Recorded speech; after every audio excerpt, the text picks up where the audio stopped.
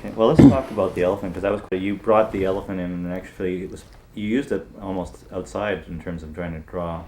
Well, it didn't start off that way. It really was a prop for the show. It's where Whiteside's secretary actually brings in these gifts from one of his friends, and they're all exotic, marvelous things from all over the world. But in the play, you never really see those gifts. She just talks about them. And we thought, hey, this is a really big space. This venue is enormous that we're working in, and we need to do something with this thing to give it a real jolt.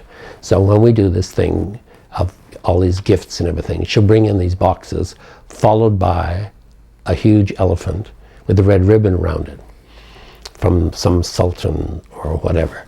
And so that's what we did do, and it was an enormous success. People just loved it and everything. But we had the trainer, the man who owned this elephant and trained it, was an egomaniac.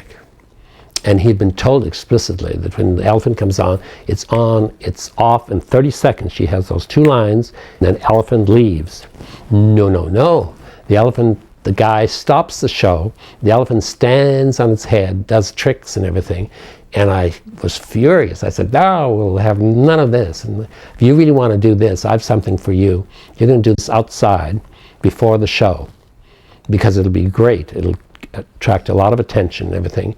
And he begrudgingly did it. He really wanted to do it during the show. He really resented the fact that the elephant couldn't perform. Didn't understand the play part of it at all.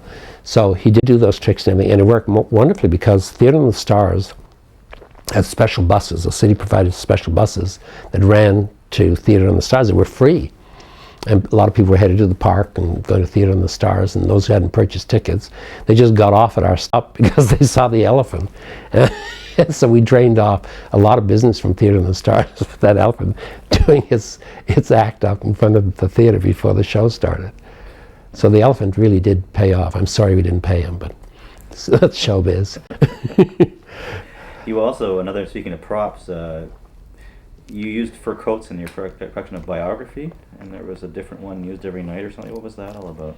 Do you remember that? Well, we used a lot of fur coats, and we used a lot of lavish costumes and so on. And I think Spicer Furs or somebody, we did big promotion with those people. Furs are very big, but I don't know, I can't remember, we had very, incredible jewelry and everything from Burke's and more prominent places. And I don't really remember the first story as to what it pertains to. And you also gave out a lot of complimentary tickets to cabbies and people like that, another one of your strategies. Yeah, we didn't only give them to cabbies, we gave them to students at UBC that wouldn't ordinarily get to the theatre, secretaries, people who worked at the Hudson's Bay or at Eaton's, all the nursing schools, any places like that. People that we knew ordinarily wouldn't come to the theatre, because they were the kind of people that we knew that if they came once, they would really talk about it. And it did work over a period of time. They started to bring back their friends. And then we always did opening nights. We always had paraplegic people in and everything, and we made space for them and everything. And we did a lot of benefits, because it didn't make any difference. We did benefits on nights that, like everybody does benefits, when they wouldn't, just Hollywood's still doing it. There wouldn't be anybody at those opening movies if they didn't hook up with a benefit. When we did it, way back then. And we had, a full house, because it was for the Junior League or some organization like that, or the United Way.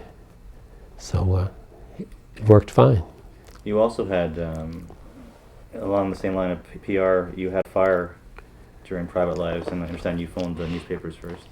Well, we had a fire in the afternoon of Private Lives, and it was so great we had that fire, because the show was not really ready to open. It wasn't in very good shape. So I was really thrilled when we had the fire, because it was a great diversion as far as the media was concerned, because they wouldn't concentrate too heavily on, because they would think the actors were shook up and so on, but they really didn't know their lines. They really hadn't gelled as yet. But no, Stuart and I were coming across the Granville Street Bridge or something, and we saw smoke, and I said, I think that's our theatre. And so we drove as fast as we could, and I said, let's call the press. Then I asked Stuart for a dime. I think phone calls were a dime then, because I didn't have a dime. And then you eventually phoned the fire department, I guess that was. Oh yeah, after. But there's no use in, what's the point of putting out the fire? Because, they would have automatically done that. But anyway, the show actually, I think, it stimulated the actors, gave them a lot of new energy and everything, and they were better than they would have been normally. And I think the critics really liked it. It was quite successful. And a lot of people bought tickets that weren't going to, I think. Dorothy Davies was obviously a big contributor to Totem. Oh yes, yeah, always, yeah. Well, I've been involved with Dorothy over the years. I studied with Dorothy when I was like 14 and 15, and so she was a big influence, on my career and so on. She coached me and so on. And then when I was 16, Dorothy was in that summer stock company, and we just seemed to, we were always there, and then at the CBC and so on. And yeah, she did our first play, and she did countless productions for us. She did Pygmalion for us, which was terribly, terribly successful. Strangely enough, like, she was marvelous in the role. It was not a good production. It was one of those productions that never did gel. It was just the chemistry wasn't right, and yet people loved it, and it was, I guess, financially one of the more successful shows. I don't know why. I thought it was rather poor, but people liked it. So that was another interesting thing about the theatre, is that the things that you really, really liked and you really know are really, really good don't necessarily please the public. You learn that real fast. And some of the things that you really aren't too proud of make money. When you think of her, what was her greatest attribute that she brought to theatre? Her strength, greatest strength, I think? Oh, I think her greatest strength was her energy, a very intense actress and dynamic, a star in her own right. I mean, she walked into a room, it really happened. She could have been, a Catherine Cornell or a Helen Hayes. I mean, she could have been on Broadway, she could have played anywhere, and she would have had the same success that she had here, because she just had an enormous presence. But along with the presence, she had great skill, great technique, and then she could be, do dramatic roles, and then she was terribly funny. She was wonderful, in coward plays and many, many dramatic things. So she was just a great talent. One of the great, I think, local talents that Vancouver's ever had. Were you here when she was doing Tobacco Road? Oh, yes. What do you remember of that? I just remember being hauled to jail every other night or something like that, when they were doing that whole thing with the local censors, which was so ludicrous, absolutely ridiculous. Well, it was great, really. It was great press, and it helped their business. But the whole idea that Tobacco Road was in some way damaging to the community's morals, I don't know what they're talking about. It was so funny. We did a production of Dark of the Moon, which caused quite a furor too. It was the same idea. It was like a religious revival, kind of musical drama thing. And Jerry Stovin starred in that. And that caused quite a stir. People got very nervous about that.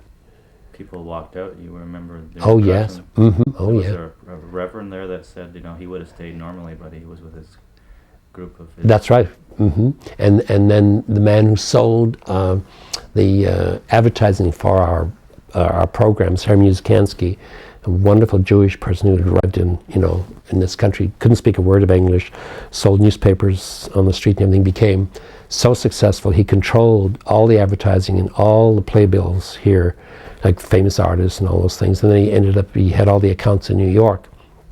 He's a very funny man, but he was at this particular production, and he was just horrified. He said, "Oh my God, I can't bring any of my friends here because they'll just have a seizure if they see this play."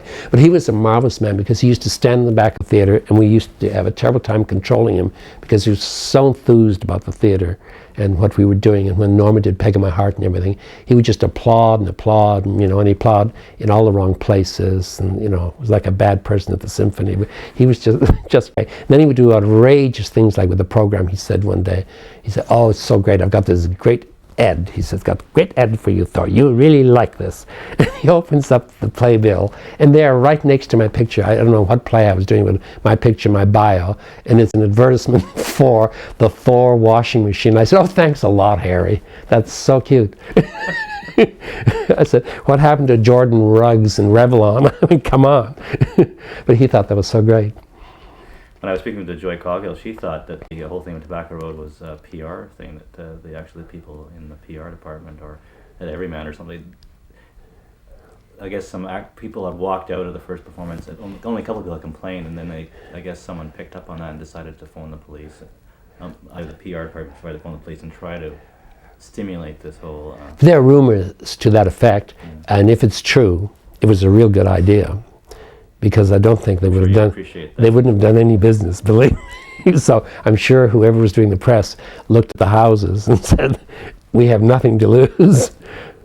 No, I think it was a great idea, but it was silly too. Getting back to another production you talked about, Streetcar Named Desire, and there were a couple things in the notes. One, how the rehearsal process was so rushed that you actually didn't get to rehearse the whole production prior to opening night. Do you remember? Is that? Yeah, it's true, because the technical aspect of it, the show wasn't finished. Like the lighting, it had very, very complicated lighting, and hundreds of light cues and so on. So no, we never did finish doing all the light cues. Quite true. But it went out. It went fine, yeah. Except for there were a couple of instances with Bruno and in his props. Do you remember those? How do you remember those? The beer that would open up. That. I guess when he opened it up, it ended up on someone in the audience's lap.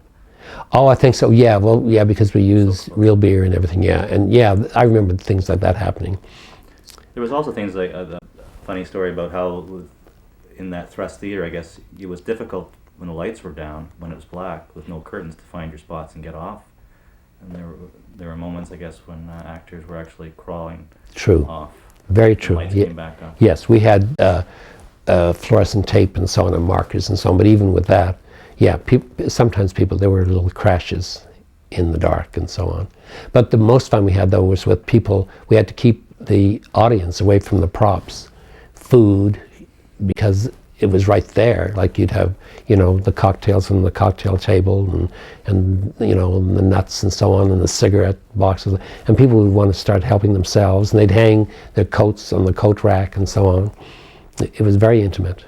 The most extraordinary evening we had was when a young man in the second act, and I can't remember what play, it was quite dramatic, and he went on to become a very well-known actor in London, Larry Hudikoff, but he chose in the second act to change his socks, which was very disconcerting for everyone in that particular area and the actors on stage. But it was a great thing.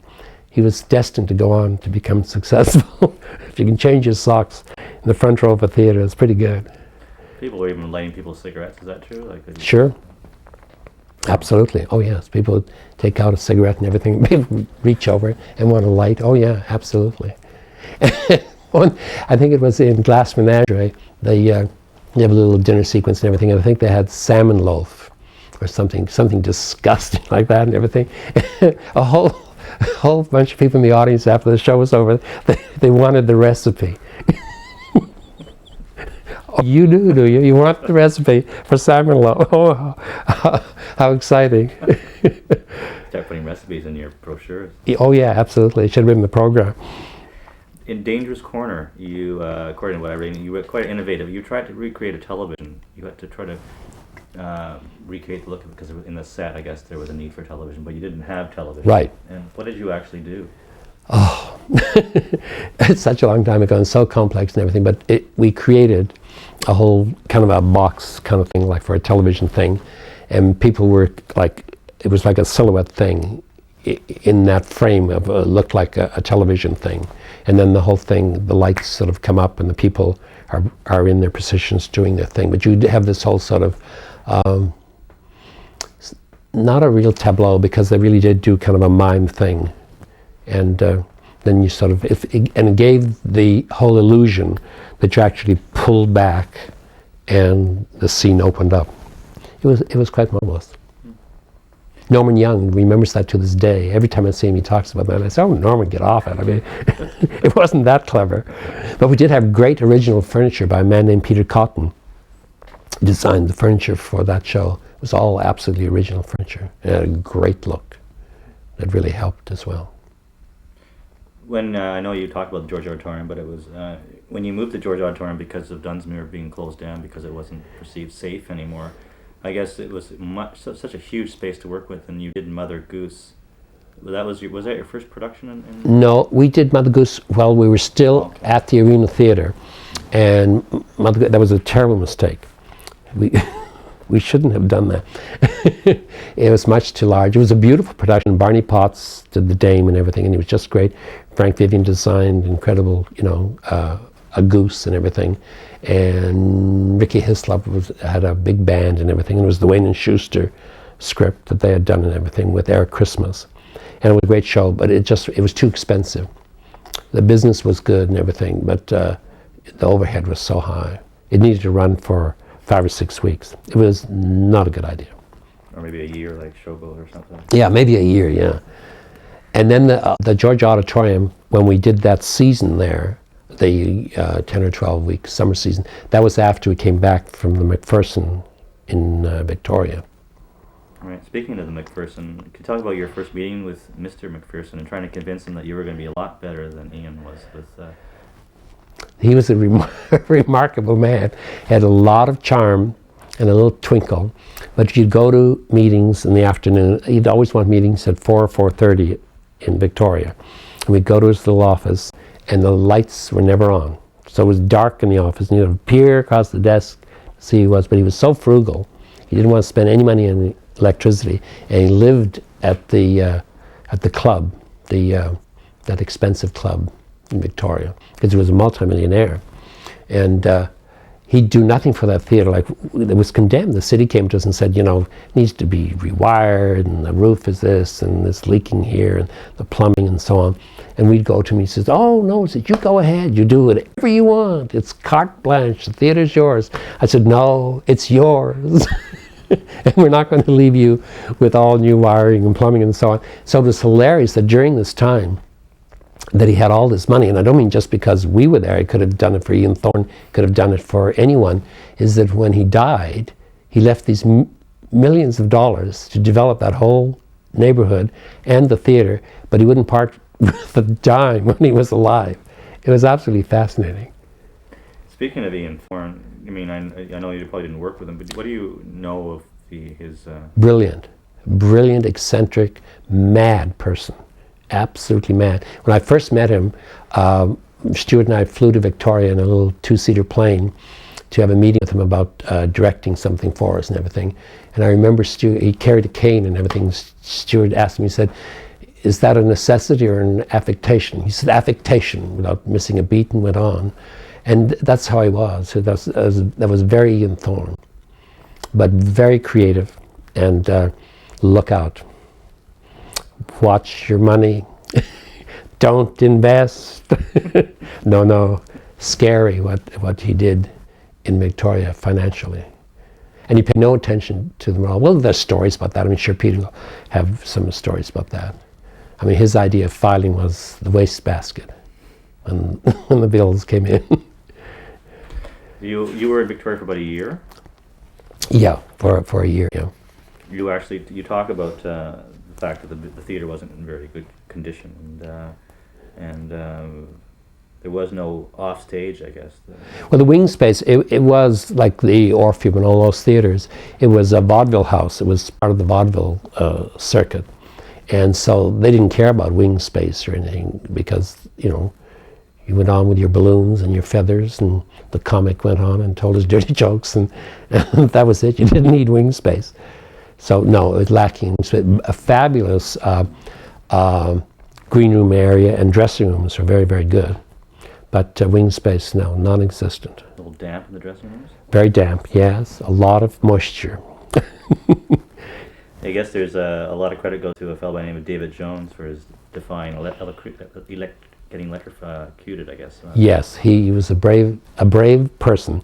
He was married to Daphne Goldrick, who was a member of the company. Yeah, he really, without him, I don't think we could have, lasted that season, because it was beyond the call of duty what he did. Just safety-wise, you could have been killed any moment.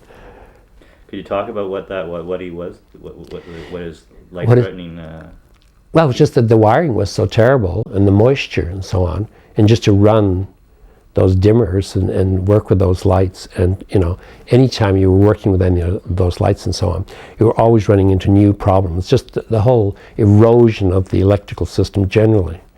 It was a dangerous place to be. If you stood on a wooden box or something. Yeah, yes, believe me. I guess there's also the story of Antigone and water, where one of the performers falls asleep. Oh yes, Antigone, yes. Now Sam was in that. Sam played Creon in that. And yes, the messenger fell asleep. And that was unfortunate because of Sam. Sam never was very good with dialogue.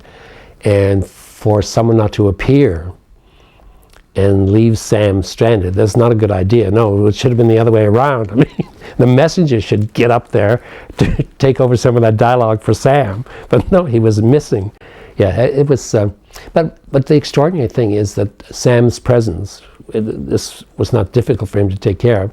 I mean, he just stood there, and then when he was ready to collect himself, he went on, and the audience never knew the difference. I mean, messenger, who needs a messenger? I mean, couldn't have been important.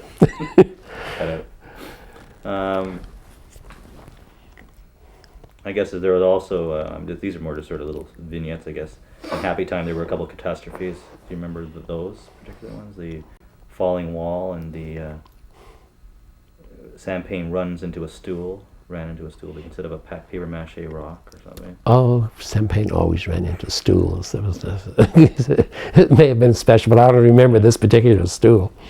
There was within Peter Mannery's writing, there was Bruce Hutchison, who was a well-known writer. Right. I guess he was quite inspired by your wife's A Crowded Affair, and he wrote an extensive article. Yes, he did. Yeah. Talk about that. Yeah, he did. Well, it was a very interesting article from the point of view that he felt it was a major breakthrough in writing, particularly playwriting, in capturing the actual mood and the culture of British Columbia, and in particular these particular people who were on the island. And he said they're real. These are real people. We all know these people, and he thought it was so marvelous that here they were up on the stage, all interacting and everything. And he said it worked. And he said this hasn't happened before. So he was very inspired by the fact that someone had really written a play about local people and that it worked. They had quite a bit of success with that play. You had. Yes, we did. Yes, we had a lot of success with that. And then Norma rewrote it when we were in the United States, and it bore little resemblance. It was called Free as a Bird, and it starred Edie Adams, if you remember her. Yeah, and it all got changed around by a Russian girl and her uncle coming to actually defecting to the United States with a major book.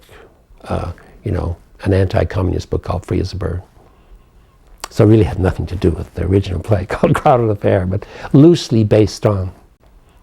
So how did your time end in Victoria? What brought that to a close? Oh, I think what brought that to a close is the theatre, again, the venue, really couldn't sustain itself. I mean, the place was falling apart. It just, and to continue without something really being done to the theatre, we couldn't contemplate, raising money for it, because again, you couldn't really ask an investor to invest money in somebody else's building and move on. That's what Mr. McPherson was looking forward to, but it didn't take place. So and the fact that it was hard, it was very difficult to do theatre there because only one event could really be satisfied in an evening. For example, if the symphony was on that night, whatever night, there'd be nobody in the theatre. But the same thing applied if the ice show was on. Then the horse show would be on. And the same people went to the horse show, they went to the theatre, went to the ballet, went to the symphony. So the audience space is too small. As a matter of fact, that's one of the things that really amazes me about all of this theatre that happened during that time. But it amazes me even in Vancouver today, like a lot of people complain about the lack of theatre here, there isn't enough, there should be more, and it isn't supported. And actually, my feeling is that I think it's astounding the success of the theatre experiences here when you think of the population. This is a very small population. I mean, there are more people in the state of California than there are in all of Canada.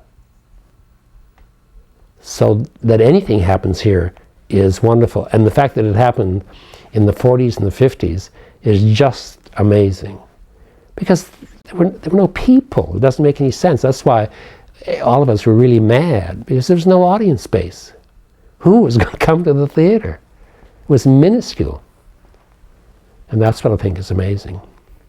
And very quickly, I guess, there was an attempt to start a Pacific Playhouse, and you actually directed the first play? No. Oh, you didn't? Strange Bedfellows? You didn't? No. Okay, that was incredible. Talk about your final production. I think was it Ring Around the Moon? Yes, at the George Auditorium. And I played the twins, and there was no backstage area things. So, and this George Auditorium was enormous. It was an arena, and because of playing the twins, you'd have to go backstage. I had to run around the entire building, which was quite a feat in itself. But it was a strange place to play arena because it was so vast. It was just enormous. What do you remember of the last evening and your announcement of the end of Totem and your announcement of your marriage? I guess, was it all done in the same swoop, sort of thing? Yeah, I guess it was. Well, we didn't have. I mean, the closing. I mean, we closed the theater. We were, so. I guess in the real tradition of Totem Theatre and everything, we had to have another press release. So we announced we were getting married. I mean, what else was there to do?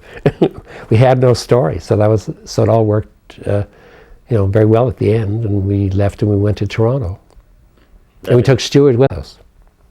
Had that been a plan for quite a while, that you saw the end in sight, or you wanted to move on? Oh, I saw the end in sight, quite a while back. Stuart didn't. Stuart, I'm sure, would still have been here, but I just couldn't see, because it was a venue problem. We'd experienced this here when we started the theatre. Then we went to Victoria, and it was obvious there. And then Victoria, the audience base was too small. There was a possibility that you could do it here, and as I mentioned, we did try a building fund campaign that was, headed up by the Arts Council, and the Bank of Montreal held money in trust, and we addressed that, every night, from the stage and so on. And people were very enthusiastic, but people had very little comprehension of what it would really cost to do a theatre, and that you could only do this with subsidies. And we were just beginning, Stuart and I, and Phoebe Smith. Phoebe Smith really was the instigator of talking about corporate sponsorship and so on. She talked about that a lot. That's what we really needed. Du Maurier, anybody, she said, a brewery, whatever, it doesn't matter what it is, she said, that's what you really need. And people, they listened and they were interested, but they really didn't pay enough attention to it, that really was the way to go. So that what happened were that these people who came to the theatre donated money. And $10,000, yes, I suppose there was a lot of money then, but it wasn't enough to stay for and to try to raise the rest. You would never raise, because once the actual company, the theatre, is gone, your chance of building a theatre are pretty remote. You have to have something going on. It's like having a great concert hall, but the city has no symphony. It's not going to happen. The symphony comes first, and the acting company and everything. The theatres are really secondary. You would have spent that money somewhere else, do you think? Or you think it would have actually saved? More lights. More elephants. More elephants. You would elephants. have paid the elephant. You would have paid, no, not necessarily. If you could have more lights.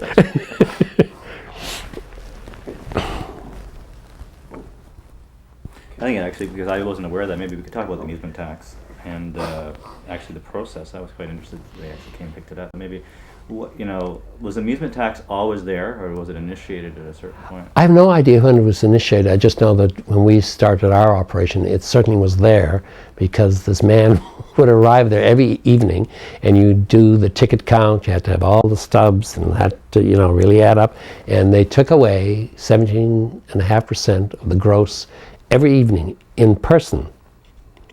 And now, of course, that's long gone. I mean, they don't charge any amusement tax.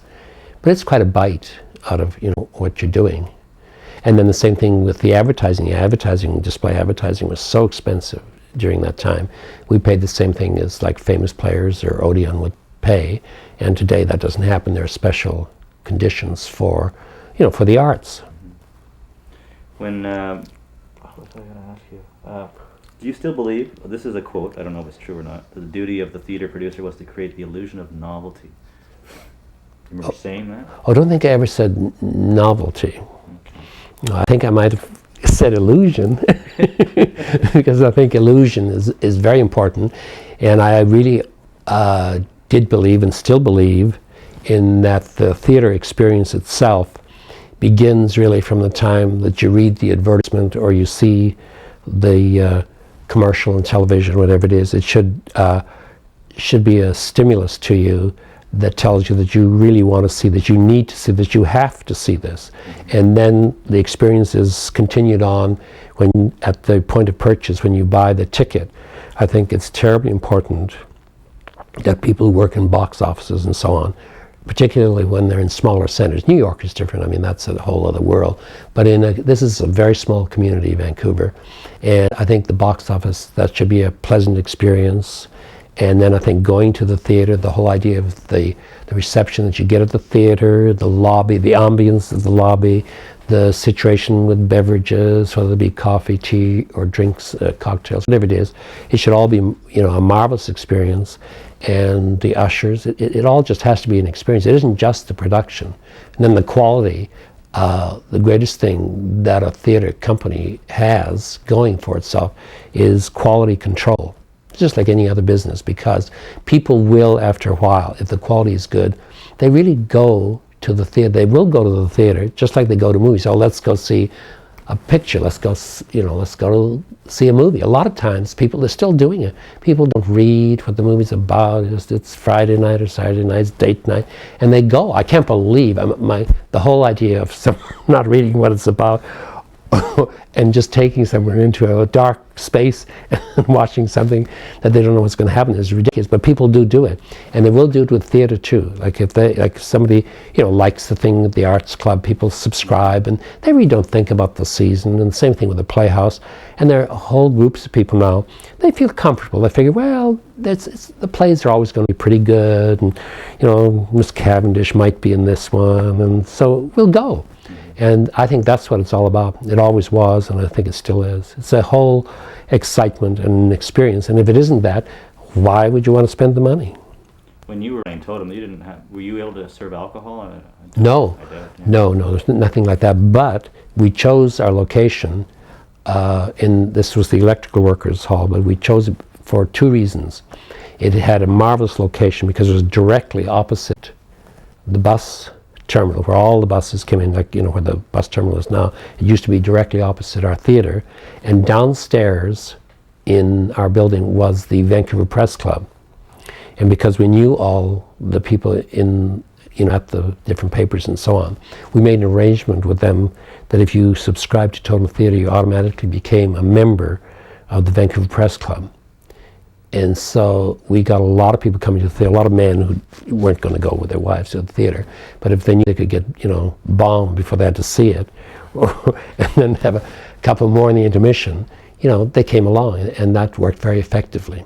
Now, a lot of people disagree with me and say, that's not why you took it. They say you took it because it was only 2 blocks from both the papers, but, that's not true.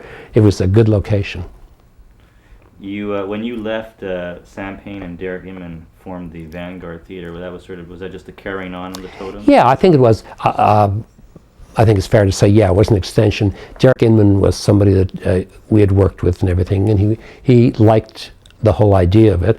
And I think for him, it was successful, and he felt there's no reason why he couldn't do this. He knew Sam, and Sam was a very good director and a producer, and the star and so on. So yeah, for Derek, it was just an extension of what we were doing, and in a sense, it really was. It was the same people. And where did they work? Did the Georgia? Were they still at the Georgia? At the Georgia? Oh yeah, it was just at the Georgia Auditorium. Yeah. And how long did it last for? I don't know. I think it may have lasted for 2 seasons. I'm not positive. But I understand it was very successful, that they had good audiences and everything. And yeah, it was a continuation because, you know, there was Sam, and I'm sure Dorothy and all the other people were all there.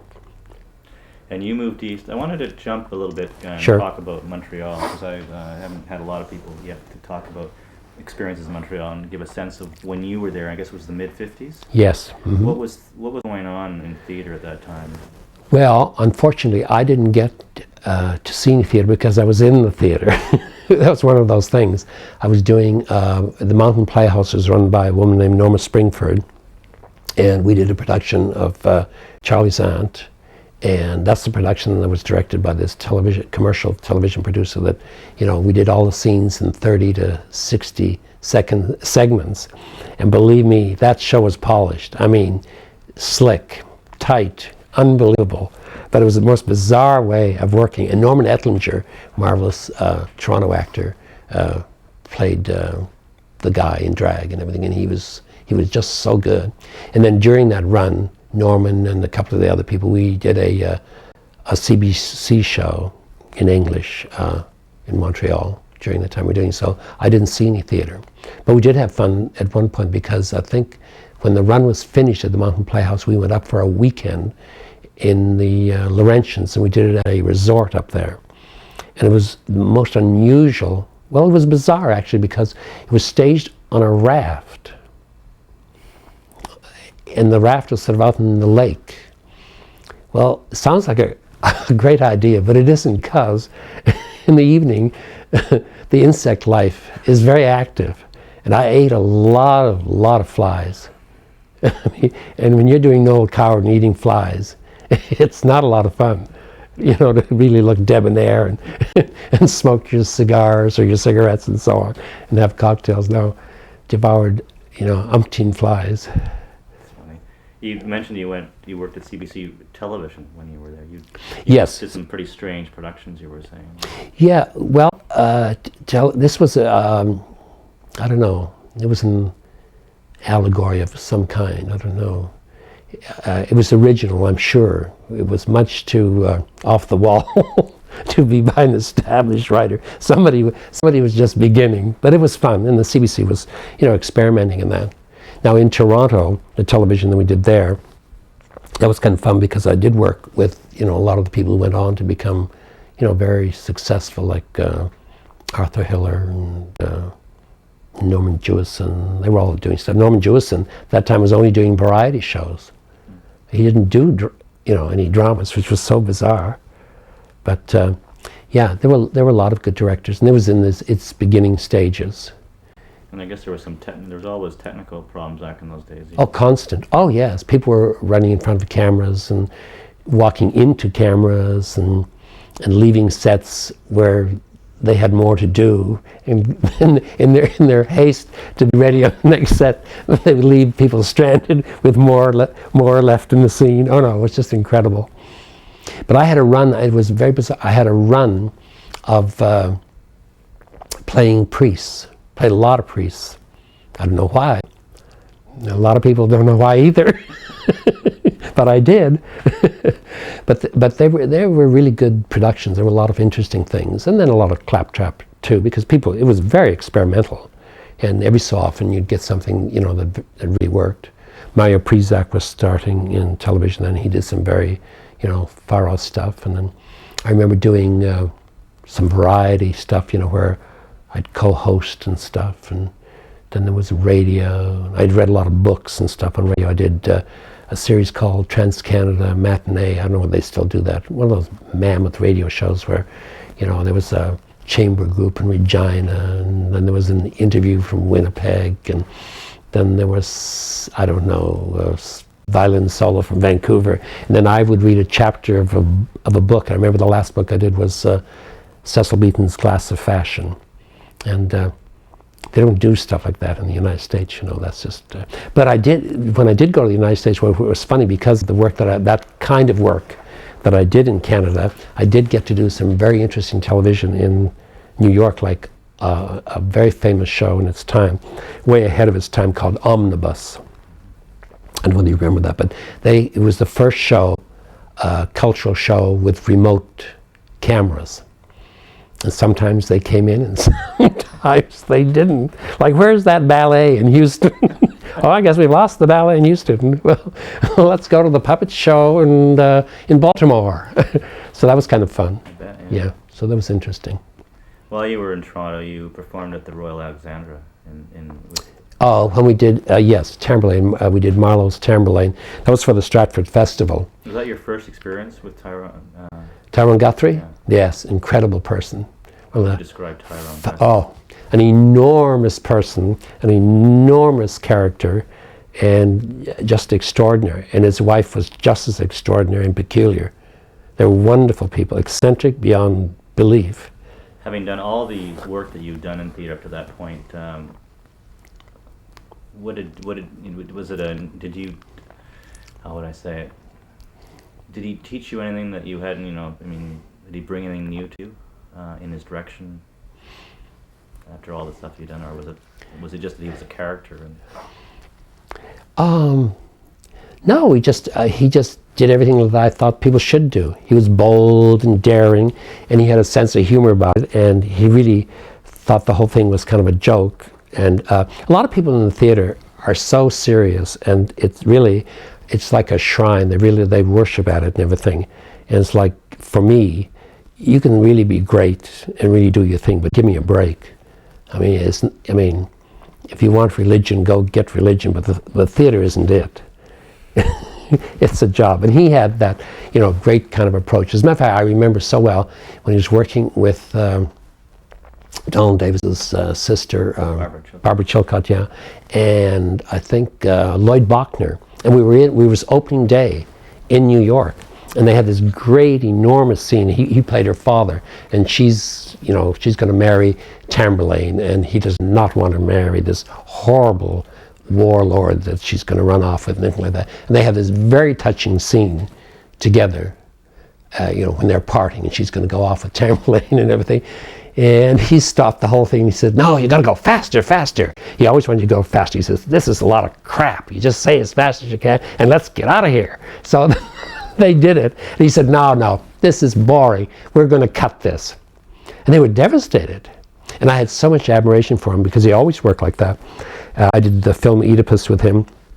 And whenever he saw a thing, he had such a sense of moving things along and pace and so on. Let's get on with it. Nobody will miss this, and this isn't really necessary. And that thing I talked about before, like, we've done this. We've heard it before. We understand, the father loves the daughter. It's been established. Now we're just repeating it again. And I really admired that about him. And then he was wonderful because he wasn't afraid of anything, and like unions made no difference to him. He wasn't impressed by all these union people. And then opening night at the Winter Garden, an enormous theater in New York, the set's not ready. Like, everybody thinks, oh, Broadway's, it's all so together. And that also made me laugh so hard because here I was on Broadway. Nothing was ready. The set was wet. Things weren't hung. And I said, oh boy, it's just like Ambleside, isn't it? And he's on a ladder.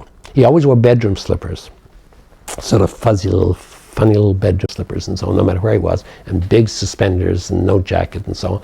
And there are people in the theater, people coming in the theater and everything. He's on a ladder showing now, "Here, my darlings, this is how you put it up." And he's nailing things on the front of the proscenium with the stagehands. Well, of course, it's unheard of. You can't do that. And he only got away with it because of his enormous personality and charm and guile. He just go for it.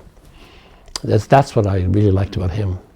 And then I worked with Tony Richardson in doing Luther, and that's two different people altogether. Another a very interesting director, but different. Wonderful sense of humor. All the English people, I will say that about them, they're funny.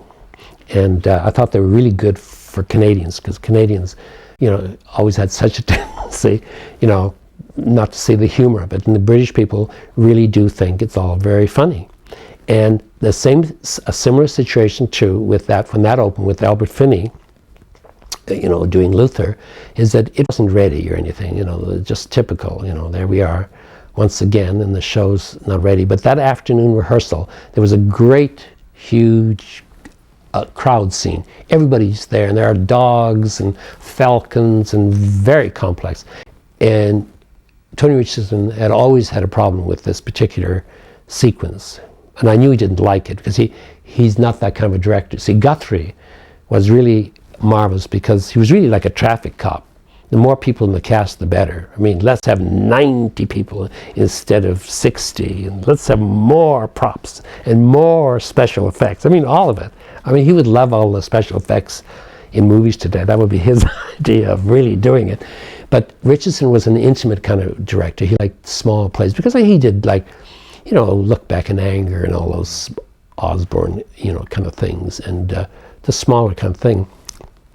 Well, he just walked out in the afternoon. We're in the middle of this thing, and we had to, a group of us in the scene, we had to direct it ourselves because we were literally bumping into each other, tripping over dogs, falcons were flying away when they shouldn't, and that kind of thing. So that was kind of fun to see that take place. Like, it's yours. I'm tired of this. It's your show. You work it out. Yeah, you work it out, yeah. So that was kind of fun. And that was a unique experience because when we were in Philadelphia, at the Walnut Theatre, the David Merrick Foundation, he produced this. It was just like, do you know the movie The Producers? Mm-hmm. Well, this is exactly like that. He produced it to lose money. And he and his partner came out to Philadelphia when I was there. And of course it opened to rave reviews, and you couldn't keep the people away. Well, he was horrified. He had a hit, and he didn't want a hit. So he just kept saying to himself, and everybody around said, oh, don't worry about it. This is just Philadelphia. It comes to town, it'll be dead. Absolutely, it's not going to happen. And when we were in Philadelphia, United Artists had a screening of Albert Finney's movie. What was that crazy movie he did? Richardson directed it too. Big mammoth thing with the dogs and the horses. I mean, Tom Jones. Okay. Oh, Tom Jones, yes, exactly. So we all went to that. Well, it was marvelous. It was so funny and absolutely fabulous. Well, United Artists just thought this is a bomb, and they wanted really nothing to do with it. And they were going to open it, you know, simultaneously with Luther and see them both die in New York. Well, of course, they both opened, and of course, tiny little ads, and you know, in the bottom it was like United Artists. Well, in the rave reviews, and the box office was incredible. And next day, full page ads, United Artists proudly presents, you know, Tom Jones. When the same thing happened with Luther.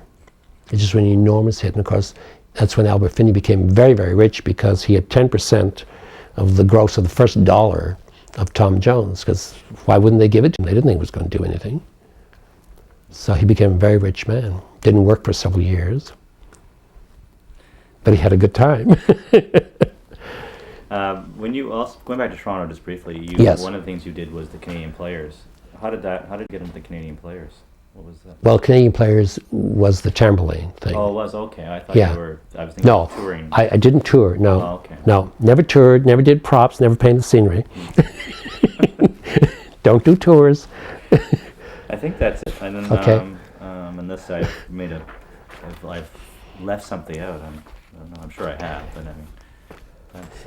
Well, Luther was fun from the point of view that Albert Finney had a 9-month contract, and he told me that up front, so did I. I had a 9-month contract, and they wanted this hit that they hated.